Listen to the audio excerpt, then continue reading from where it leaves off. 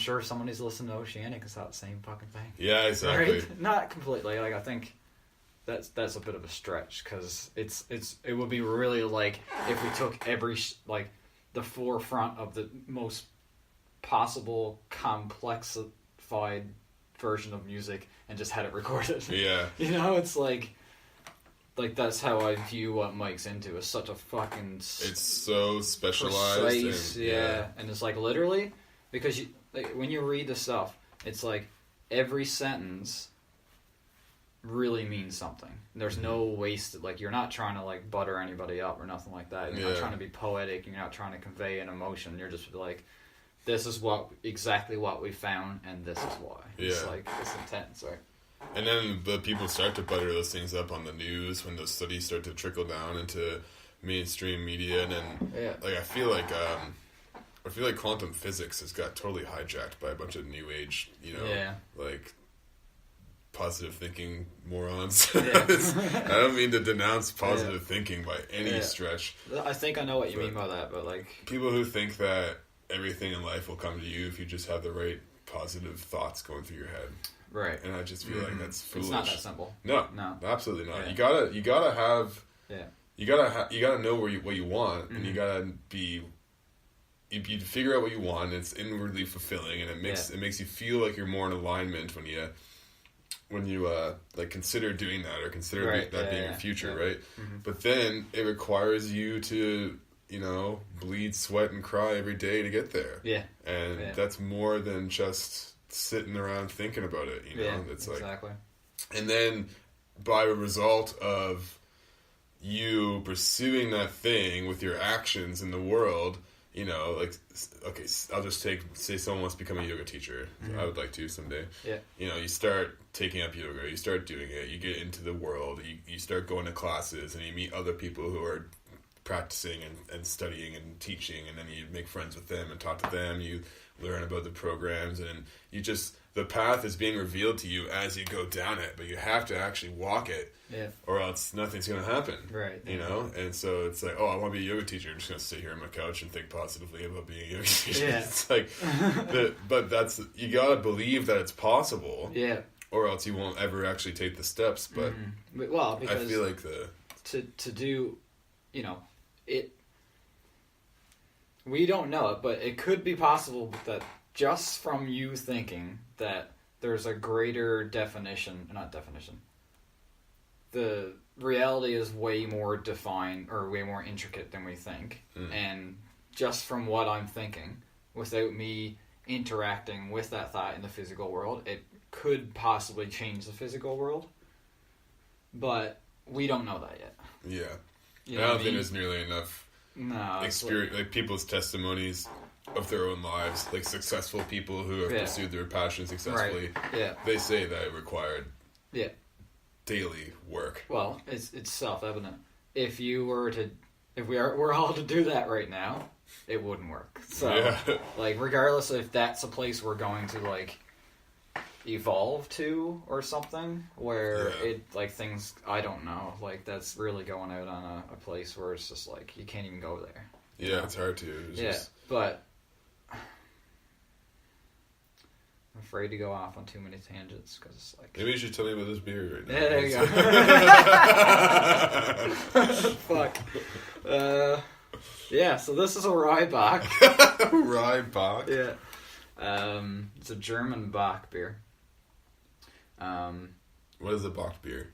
A German Bock beer is a traditional German lager, and using the bottom fermented yeast we were kind of talking about before. And Bock beers were... so another beer history thing is beers were kept in caves in ancient times. Okay. Why? I can't really remember. But anyway, so they put beer in caves, and like certain yeasts were able to survive these cold temperatures and produce more favorable results. And through that selection process, we ended up with like lager yeasts. So when I make a lager, I'll pick a lager yeast from the supplier, and I'll make the beer. and I'll transfer it into a fermenter, and I'll keep it at around 12 degrees Celsius. You get that from Viking Hops too, or what was it called? No, there's a number of yeast suppliers that I could choose from. They all carry like similar strains. They might have mutated a little bit, but they all have like similar origins, right? And that origin happens to be from these cave-dwelling motherfuckers that were hiding their beer for some reason. Anyway, I could see people wanting to steal your beer all the time. Well, yeah, I guess so. I mean, they definitely found so basically from the maturation process of keeping something cold, which we found out after that. This yeast that was able to survive those temperatures is actually helping mature the beer and break down some compounds that are formed in the brewing process that would never ever happen at higher temperatures. So basically, with a lager in general, that's kind of what you're doing. You're using your certain type of yeast and a certain type of temperature to further mature the beer and to further end up with a cleaner taste profile. So with an ale yeast and an ale beer, which derives from the type of yeast, you generally have more flavor compounds that end up in the finished beer. Or with a lager, those compounds are broken down into new ones that you can also taste, right? So that's kind of where the process of lagering came from, and so lagering is it's storing it in a colder temperature. Exactly. Okay. Yeah. So that the fermentation process goes on at a colder temperature, and because of that process going on over so many years, we ended up with a yeast that could handle it. Because obviously, if you didn't make a good beer, you throw it out, right? Yeah. You know. So we also there's a lager yeast and there's a lager process. So we kind of wound up, selective evolving a certain yeast. Yeah. For pretty this, well, like dogs. Yeah. Well. Exactly the same thing. That's what we do. It's our thing. Yeah. So anyway, there's a story behind the Bach beer too, but generally it's usually a pretty high alcohol beer, and that's also kind of gotten broken down to different iterations of the style. So you can get like a pretty light colored, like almost fucking Coors Light colored Bach beer, right? Is saying Coors Light like a curse word to you now, or? Not anymore. No. Used to be, yeah. I don't give a fuck anymore. Right? It's like that's you don't need that weight on your mind. No, there's bigger things to fucking worry about. It's like once you go through that with music and come out of it, and then you get into brewing, you're just like you're seeing all these people fucking care about that, and just like, man, yeah, this is a bigger thing to take care of, right?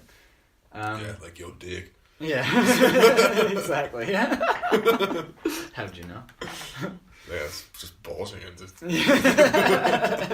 Clearly. So yeah, the Bach is if you were to make this beer and use an ale yeast, you get something more along the lines of a porter or stout. Okay. Yeah, and this is just a really super malty, smooth beer. Not a lot of hops going on because the Germans just didn't use hops in the way that we use them over here. Okay. And yeah, that's about it. Like, it's pretty much like every beer style you can think of comes from dedication to process and just different environmental. That's cool stuff. Yeah. So. You ever make any stouts or porters? Yeah. Yeah. I think you might have some at the release show. Now I'm thinking about it. No, it was all Belgians. Oh really? Yeah. Okay. So like the whole Trappist thing, right? Oh. Yeah. It's funny, man. Like, is this? Maybe there's something more to it that I don't really understand, but there's two styles of beer that has just drawn me to them. Yeah. I don't really know why, but like, I think there's just like so much evidence of humanity as a whole in the two styles or two regions. Like, you have the German brewers who are all about like following the exact same process all the time to get a result and use whatever complex top technology we can use and develop to make this on a mass scale. And you know what I mean, that's like typical kind of the way people view Germans, I guess, right? Yeah, for good and bad. But and then so is that those styles that I really appreciate. And oddly enough, the beer itself is very modest. It's very clean and simple. Yeah, right. I've been noticing that. Right, so it's like, and then the other one I like, and one probably exists because of the other one, is the Belgian beers. And Belgians are the complete opposite. Well, not complete opposite, because in brewing you kind of gotta have that structure where you're putting out the same thing until you figure things out, right? Yeah. But they're all about experimentation within their flavors, using crazy wine-like yeasts and using all kinds of different fruits. Like fruit was absolutely banned in German brewing. You weren't allowed to put fruit in beer. Really? Yeah, and in that crazy beer law. But the Belgian... It was actually a law. Yeah. Wow. It was actually like a literal law. Holy fuck. Yeah, and I mean, we still live under, like, the brewing industry still lives under some of that archaic bullshit laws. It's insane. Is that why a lot of these big companies still won't... it seems like the craft beer scene is exploding like wildfire, and is it because the bigger corporations are just stifled in what they can do, or that they just have a tried and true method that they're making money on, or... Yeah, like, I think it's... Well, we had Prohibition, right? Oh, yeah, that's true, yeah. Yeah, and so what ended up happening there is so much fucking shit in beer history. It's just like, that's, it explains so much about why things are the way they are. It's crazy, but we had a Prohibition, and so there was a shitload of small breweries in America, right? And just almost mom and pop kind of setups, and people making their own beer, selling it to, like, just almost like a farmer's market type setup. And then you had, like, the major players in the brewing industry. And so when they had Prohibition, they allowed the major players to keep stock of their beers. Okay. And everybody else had to get rid of it. Not get rid of it, but they weren't allowed to have it. So why were the major players allowed to keep their beer? I don't know that, but if I were to guess, it was because, I mean, you're talking about not very early times. This is like,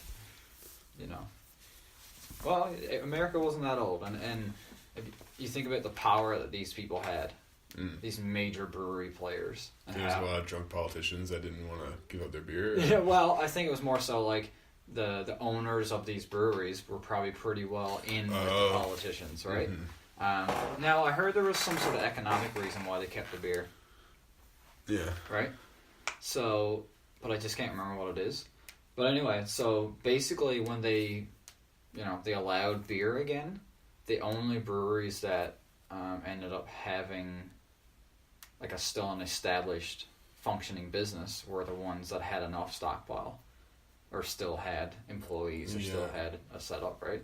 So what happened is those breweries kind of like took over, and we went from like having a crazy selection of beer to like we only had the beer from these breweries, and it just so happened it was the ones making the beer that all the craft brewers criticize. Wow. Pretty well, right? But it's one of those things. It didn't really matter which style it was, I don't think, but those major breweries, they were trying to make as much beer as they could for as cheap as possible. Yeah. So you can't make that beer that you're holding in your hand like that. You just can't. And it doesn't actually make like a whole lot of business sense to make that beer. But it does now, but it didn't then, right? So, the major breweries had their place in the whole thing because they were making a beer that was super light and refreshing, easy to drink, and please the masses sort of thing. But, we needed this kind of stuff you're drinking there going on too, but it just kind of wiped it out. And so after that, those breweries just had like a stronghold on the situation. Do you think that's a problem with not only brewing but other things where it just seems like a lot of people my age in particular, or even younger than me, just so critical of tradition in general. Yeah. Like of you could be critical of what the majority of people prefer with their music, or with their beer, or their food, or their conversation, or and just But it's important to give those things their due respect because, I mean,